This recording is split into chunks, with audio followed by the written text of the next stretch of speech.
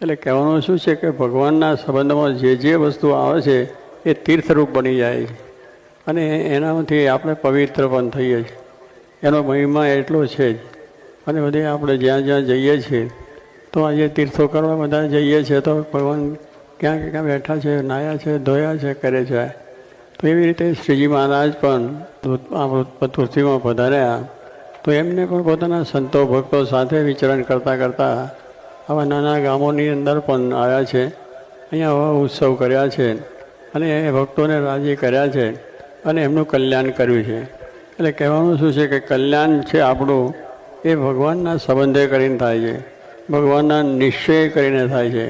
એવા ભગવાન છે તો એનો પછી આપણે નિશ્ચય થાય કે આ ભગવાન છે એમ માનીને એને જો આપણે ભજન કરીએ કે કીર્તન કરીએ, એમની આજ્ઞા પાળીએ, નિયમ ધર્મ પાળીએ તો પછી એ ભગવાન છે આપણું કલ્યાણ કરે છે.